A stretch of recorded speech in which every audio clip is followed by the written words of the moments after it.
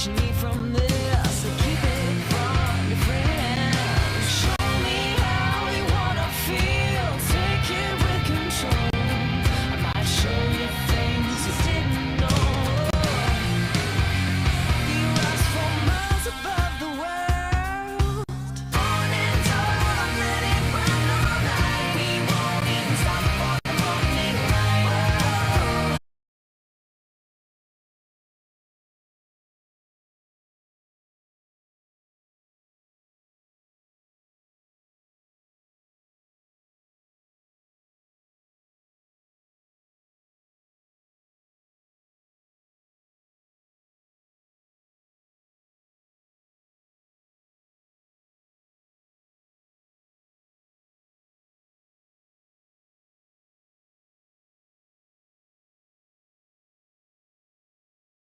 Defense while letting the play clock go down nearly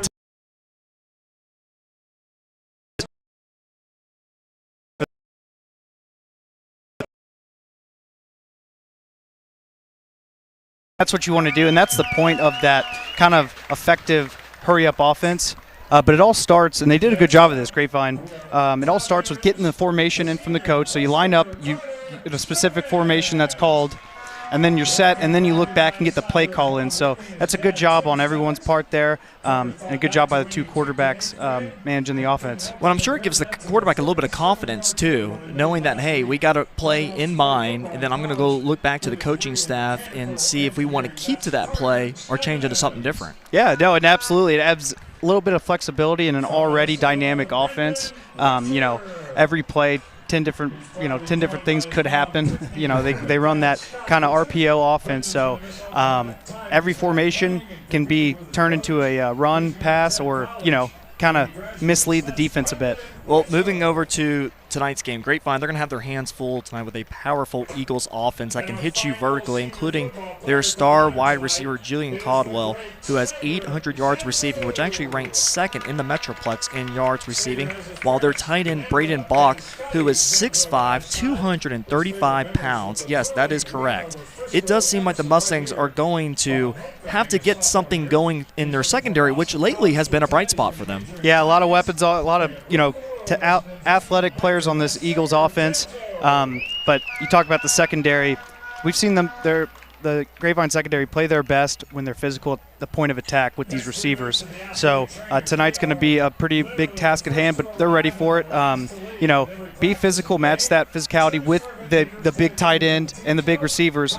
And so, yeah, that's going to be kind of keep that up as they did that last week as well. I just feel like you go back to players like Judah Johnson and also Linnell Randolph, players that have been on the hip of their receiver here lately, especially, again, we go back to that first half against Mansfield Timberview where they were taking a lot of deep shots. And even that play that Linnell Randolph had in the second half towards the end zone, in the back of the end zone to be specific, he was able to knock that ball down. I'm not sure if they did. We weren't really sure if they called a penalty on that. I mean, I couldn't believe that if they actually would, because Linnell Randolph, physical corner, and we've talked to Coach Smith about him this week, but he has really been turning it on here lately. Yeah, no, like you said, these corners, Linnell Randolph especially, been staying with the hip of the receivers and showing hands. As soon as the receiver shows their hands, he's swatting the ball down. And, it was a great play. You bring up that play in the second half at the back of the end zone.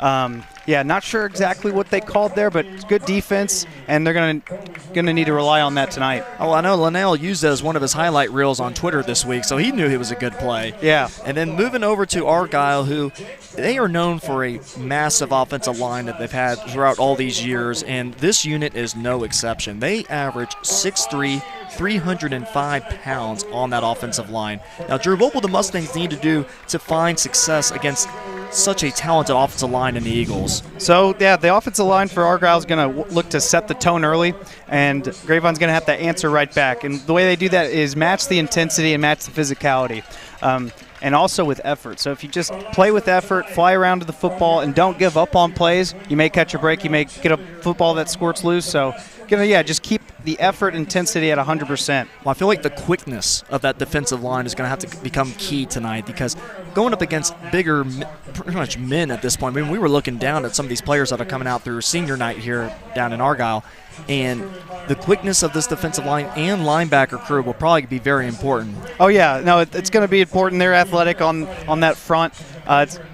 What I would say it's another thing that's really important is sticking to your assignment and your job. There's going to be these, like you said, big pulling guards at the line of scrimmage, and so they're going to be moving fast. And if you're the outside backer and your job is to keep contained, sure, you may not get the tackle on the play, but set the edge and kind of absorb some of those O-line, those blocks, and let another linebacker come flying in.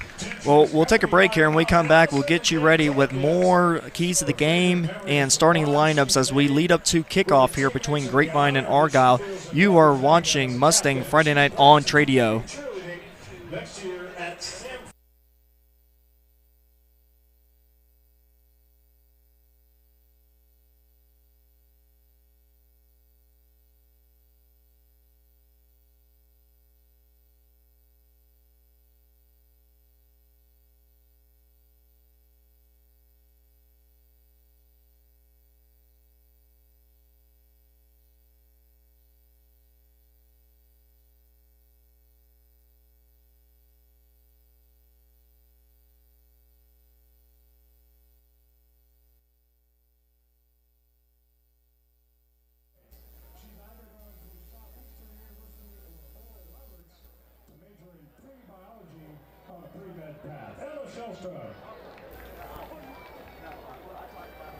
Here comes Phoenix Salee.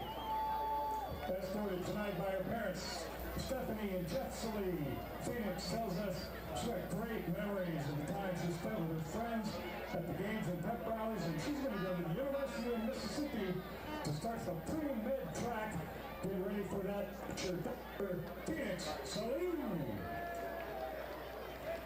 Now introducing Taylor Smith. Taylor is accompanied by her mom, Melissa, and dad, James. Her favorite memories have been cheering right here at Eagle Stadium. She's going to go to TCU and become a pediatric nurse. Welcome Addison Stoner. She's proudly escorted by her Nana.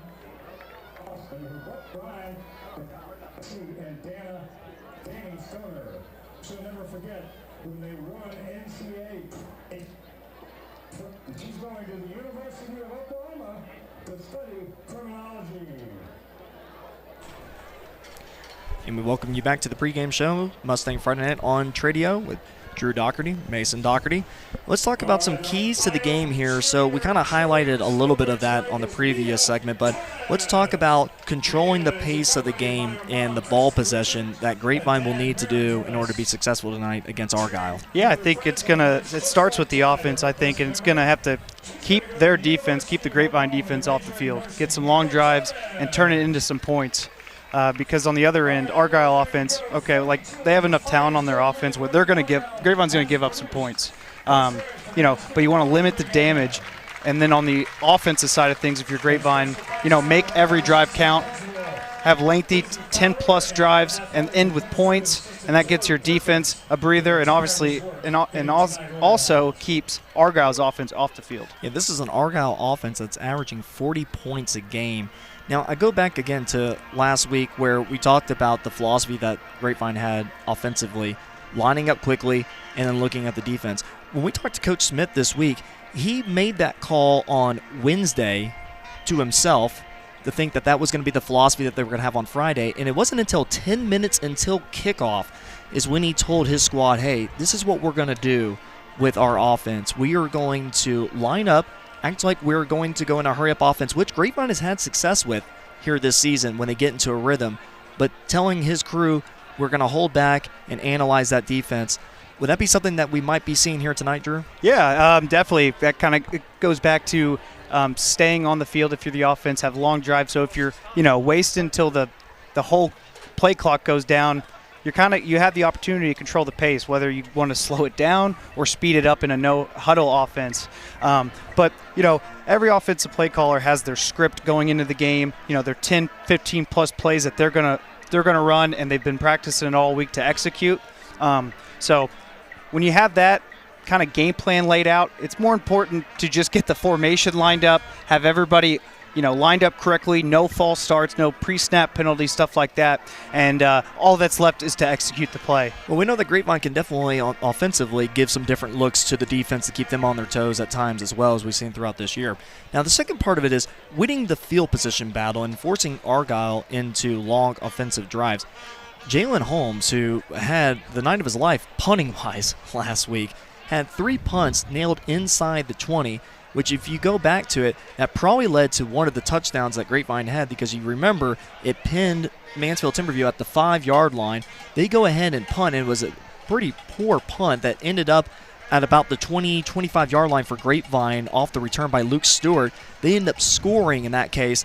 That'd probably be, in a perfect world, something that Grapevine would envision tonight. Yeah, Jalen Holmes is gonna when they do punt, Jalen Holmes is gonna want to get those exact kind of results, pinning them back inside the 10, inside the 5. And when he kicks it, when he has a really good kick punt, it's hard to return. It bounces out of bounds. You almost can't return it. So, but whenever the football is returnable, it's going to be important for the kickoff team, the punt team, to go down there and keep the return limited. So, well, we got Argyle and Grapevine now entering the field. We'll get to our last point here is the battle in the trenches. We highlighted it earlier about Grapevine's defense being quick on that defensive line to win against Argyle's big offensive line. Could we even see some blitzing here tonight too, Drew? Yeah, I mean, throw it all out there. like I was thinking earlier, it's better to have this kind of game at the end of the year because you're playing your best football.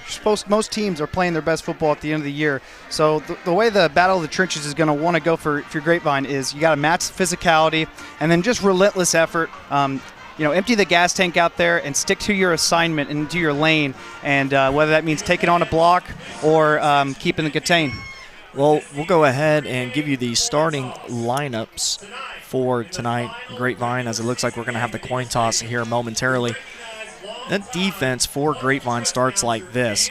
We're going to see a lot of Blake Johnson and Tayden Sneed on that. And then following up in secondary, you got Dalen Collins, Maddox Broyles, Jalen Carson, and Linnell Randolph, which we'll also probably see a little bit of Judah Johnson too. Going to the offense for Grapevine.